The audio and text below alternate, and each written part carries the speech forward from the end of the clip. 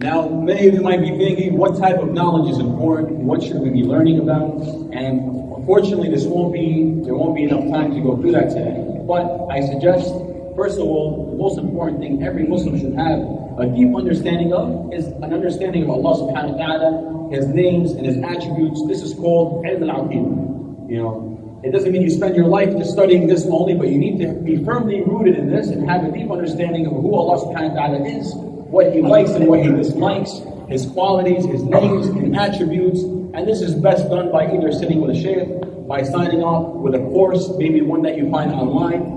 A good book to start with is a book called The Three Fundamental Principles by Shaykh Muhammad ibn Abdul Wahhab, that goes through all of these different principles that every Muslim should know like the back of their hand. So that when they're in their grave, like we all will be in our grave, and the angels come and ask us those questions, who is your Lord, what is your religion, and who is your Prophet, you'll be able to answer it like your name, basically. May Allah subhanahu wa ta'ala give us the ability to do that. Ameen. After that, one should begin learning about making sure that their acts of worship that they're doing are being done the right way, making sure that you're praying the right way, that you're fasting the right way, that you're making wudu the right way. Many people spend their whole life doing it the wrong way, and they don't want to learn because this is the way they did it back home, and this is completely wrong. If you refuse to learn the right way to do it out of arrogance because you don't want to admit that your parents were wrong or that your people back home were wrong, you're no different than the kuffar in the Quran who say, "Inna wajadna aba'ana ala ummah wa inna ala atharihim muqtadun." We found our parents doing this, and we're just going to stick to what they were doing. This is what the kuffar used to say. No, we need to learn how to do it the way the Prophet Muhammad taught us the right way.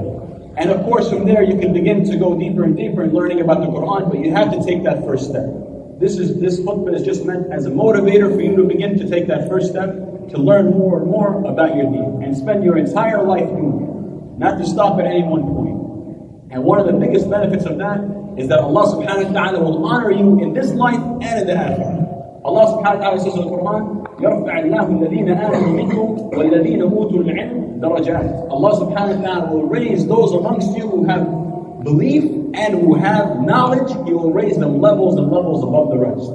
And one short story I'm going to end off with is a story about a famous Tabi'i scholar named Atā ibn Abi Rabah, who was, at the time, he was a second generation, meaning he came after the Prophet Muhammad had died. He was born. He never lived to see the Prophet Muhammad, but he met the companions. And he was very deeply rooted in knowledge in his deen. He spent his whole life learning about his deen. The interesting thing is that he was once a slave. In addition to that, he was a minority. He was actually African, living amongst the Arabs at the time. So he was a minority. In addition to that, he was an ex-slave. In addition to that, he had a lot of physical defects. He had a hunchback, a lot of things and he was poor. So if somebody saw him in the street, they wouldn't even look at him twice.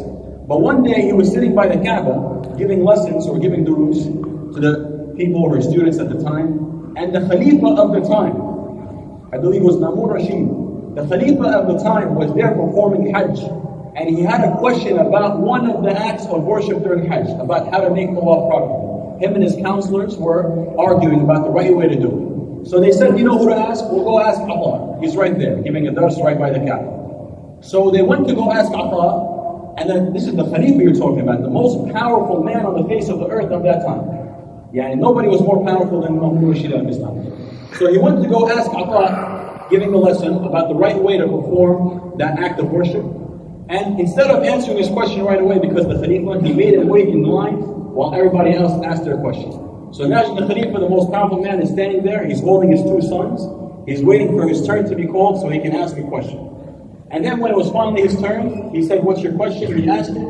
He answered him, and that was it. And while he was walking away with his sons, he looked at his two sons, the Khalifa Mamun Rashid, and he said, "Alaykum ya bi talab al-ilm. Make sure you learn this deen, because I never felt lower than anyone the way I felt lower in front of Atā ibn Abi Rabah when I had to go ask him that question. Even though you're talking about a man who was a minority of his time in the city, he was a free slave, and like I mentioned, he was very poor. Compared to the Khalifa of his time, he said, I never felt lower than anyone than that man, because of the knowledge that he was given. And this is the honor that Allah subhanahu wa ta'ala gives to the people of knowledge. And nobody here can mention any billionaires or millionaires who lived at the time of Atā. You can't mention any kings other than the one that I just mentioned. Had I not mentioned him, most of us would have known that he was a Khalifa.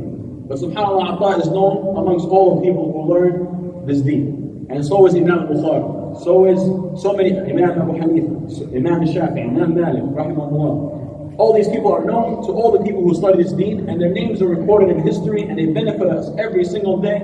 Meanwhile, nobody can mention one king or one ruler or one dictator that lived at their time, or one billionaire or one millionaire that lived at their time. This is because Allah subhanahu wa ta'ala honored them because of the knowledge that they provided us with.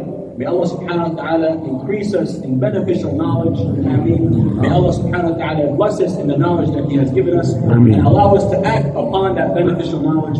May Allah subhanahu wa ta'ala bless us in our families, and bless us in our trades, bless us in our health, and may Allah subhanahu wa ta'ala marry our daughters and marry our sons to the righteous spouses. And may Allah subhanahu wa ta'ala lift the trials and tribulations that our brothers and sisters are facing across the world, whether it's in Syria, in Africa, and our brothers and sisters, may Allah subhanahu wa ta'ala who lost their children in Pakistan, may Allah subhanahu wa ta'ala give them patience and reward them with that which is better. أقول قولي هذا وأستغفر الله لي ولكم. سبحان ربك رب العزة عما يصفون وسلام على المرسلين والحمد لله رب العالمين. وأقيموا الصلاة.